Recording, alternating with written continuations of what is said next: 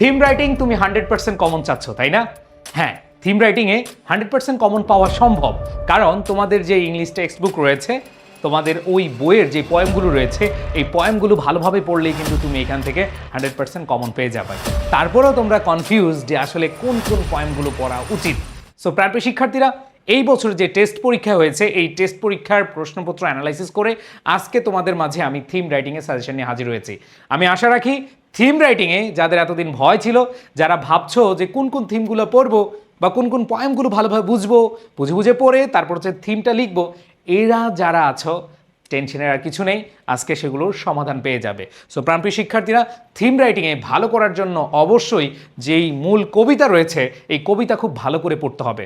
So আমি just দেখাচ্ছি শুরুতেই, ভেরি ভেরি ইম্পর্ট্যান্ট। দেখো, star star star star star, ঠিক আছে? স্টারের অভাব নাই। এর পেছনের কারণ হলো আমরা এই বছর যে টেস্ট পরীক্ষা হয়েছে, এই টেস্ট পরীক্ষার প্রশ্নপত্র অ্যানালাইসিস করে দেখেছি যে কোন কোন কবিতাগুলো সবচেয়ে বেশি প্রায়োরিটি দিয়েছে বিভিন্ন কলেজের শিক্ষকরা। সো প্রাণপ্রিয় শিক্ষার্থীরা, হোল্ড ফাস্ট টু ড্রিমস, তোমাদের কবিতা দুইটা আছে ড্রিমস নিয়ে, এবং দুইটাই ইম্পর্টেন্ট। আমরা দেখেছি অনেকগুলো কলেজে এসেছে, এটা দুইটাই হচ্ছে ইম্পর্টেন্ট, 7 স্টার। তারপর দেখো, Sundays too my father got up early, খুব ইম্পর্টেন্ট একটা poem. I sit on one of the dives, I died for beauty, ঠিক আছে? তারপর হচ্ছে শি ওয়াক্স ইন বিউটি, ঠিক আছে? The lake of isle of Innisfree, তারপর হচ্ছে alone alone all alone, blow blow the winter wind because I have seen Bengal's face. এগুলো হচ্ছে খুবই ইম্পর্টেন্ট তোমাদের জন্য। এই পয়েমগুলো যারা ভালো করে পড়বে, ইনশাল্লাহ এখান থেকে তুমি থিম কমন পেয়ে যাবে। এখন কথা হলো, থিম লেখার ক্ষেত্রে আমাদের কোন কোন বিষয়গুলো মনে রাখা উচিত। প্রাণপ্রিয় শিক্ষার্থীরা, আমরা অনেকে যে কাজটা করে থাকি, থিমের ফরম্যাট ফোকাস করি বা ফলো করি। প্রাণপ্রিয় শিক্ষার্থীরা, থিমের কোনো ফরম্যাট নাই। অনেকে কি করো, সামারির ফরম্যাট, তারপর হচ্ছে সাথে থিমেরও ফরম্যাট পড়ো না। এটা খুবই ভ্রান্ত একটা কনসেপ্ট। তোমার নম্বর কমানোর জন্য অনেকেই তোমাকে বলবে এই থিমের ফরম্যাট পড়ো। নো, থিমের ফরম্যাট পড়া যাবে না।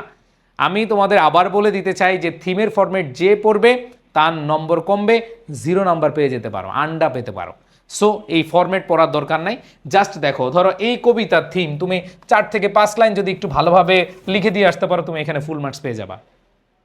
প্রত্যেকটা কবিতার দেখো, তুমি জাস্ট আমার যারা ক্লাস করো, থিমের ক্লাস আমার ইউটিউবে আছে, তুমি দেখো ওই ক্লাসগুলো করলে তুমি এমনি নিজে বুঝতে পারবা যে আহামরি কিছু না, জাস্ট কবিতাটা বুঝে তুমি তোমার মতো করে লিখবা। আর যদি তুমি কবিতা নাও বুঝো, তাও সমস্যা নাই।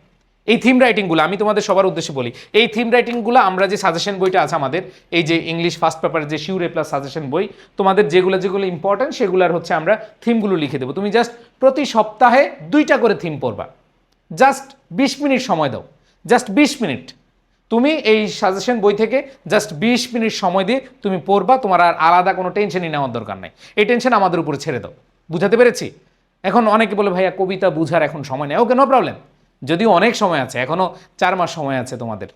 সো এই সময়টা তুমি যদি কাজে লাগাও, তুমি যদি কাজে লাগাতে পারো, তাহলে হচ্ছে তুমি এখানে ফুল মার্কস পাবা।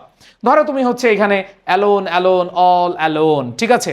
এইখানে দেখো, এই কবিতাটা যখন পড়তে যাবা, তুমি ধরো কিছুই বুঝো না, তুমি না বুঝলেও যখন তুমি থিমটা রিডিং করবা কয়েকবার, তুমি লিখে দিয়ে আসতে পারবা। সো এই যে এই কয়েকটা, এই যে টপ 10, এই টপ 10 তোমরা ভালো করে পড়বা। এছাড়া যেগুলো আছে এখানে, এই যে I love to rise in summer মন, should do acquaintance be forgot, the years at the spring, death bed hope, এগুলো তোমরা কয়েকবার রিডিং পড়ে যাও, কারণ এগুলো যদি এসে যায়, কারণ আমি তোমাদেরকে এমন কোনো সাজেশন দিব না যেগুলো তোমার আসবে না। সো আমি যেগুলো ইম্পর্টেন্ট, যেগুলো তোমার পড়া উচিত, এমন না যে তোমার পরীক্ষার আর 10 দিন আছে, 15 দিন আছে, তোমার পরীক্ষার অনেক সময় আছে। হ্যাঁ, আমি শর্ট সাজেশন দিব পরীক্ষাটা কয়েকদিন আগে, বাট এখন যদি তুমি এগুলো পড়ে ফেলো, ভাই তুমি সেফ থাকবে। আমি শর্ট সাজেশন দিলাম, কমন পড়লো না, আমার ক্ষতি না তোমার ক্ষতি। আমি মানে ভিউ ব্যবসার জন্য ওয়ান কাইন্ড অফ, আমি অনেক ভিউ বাড়ানোর জন্য আমি বলতে পারি এই মাত্র 5টা পড়লেই শেষ, কিন্তু আলটিমেটলি তোমার কি হবে? কমন না পেলে আমার ক্ষতি হবে না, তুমি ভাই আমাকে একটা গালি দিতে পারবে, আর কিছুই না। কিন্তু তোমার লাইফের যে গুরুত্বপূর্ণ যে পার্ট, তোমার যে গুরুত্বপূর্ণ এক্সাম, এই এক্সামে কিন্তু তুমি রেজাল্ট খারাপ করে ফেলবা। তখন কিন্তু তুমি তোমার যে দোষারোপ নিজেকে না করা ছাড়া উপায় নেই। তখন তুমি বলতে পারবে না যে অমুক স্যার বলছে এই জন্য আমি কম পড়ে গেছি। না, এখন থেকে তুমি এগুলো পড়ো, কারণ এগুলো আমি টেস্ট পেপার অ্যানালাইসিস করে দেখেছি যেগুলো বারবার এসেছে, এবং টেস্ট পেপার অ্যানালাইসিস করলে বোঝা যায় যে আসলে এই বছর কোনগুলো আসার সম্ভাবনা আছে। সো এইখানে আমি তোমাদেরকে বলতে চাই যে ভাইয়া, এইখানে 10টা খুব ভালো করে পড়ো, আর এগুলো হচ্ছে রিডিং পড়ো, আর এই ক্ষেত্রে নোট করবা, যেহেতু রাইটিং পার্ট নোট করবা। তুমি ধরো যে কাজটা করবা, ধরো যেদিন পড়া স্টার্ট করবা তুমি থিম রাইটিং, তুমি এই 10টা লিখো। 10টা লিখতে অল্প কখন লাগবে? সর্বোচ্চ তোমার 1 ঘন্টা সময় লাগবে, অথবা তোমার 1.5 ঘন্টা সময় লাগবে। এরপর তুমি প্রতি শুক্রবার বা প্রতি শনিবার তুমি একটা রুটিন করে ফেলো যে আমি হচ্ছে এইভাবে পড়বো, থিম রাইটিংটা আমি 2বার করে রিডিং পড়বো। মুখস্থ করার দরকার নাই। যাদের অনেকের যখন আমি মুখস্থ করতে বলবো তখন তোমার মুখস্থ হবে না। তুমি ভাই প্রতি শনিবার, শুক্রবার, সোমবার, মঙ্গলবার যে কোনো একদিন, সপ্তাহে একদিন তুমি হচ্ছে জাস্ট একটু দেখো, রিডিং পড়ো 2বার করে প্রত্যেকটা, দেখবা যে তোমার মাথায় এমনি সেট হয়ে গেছে।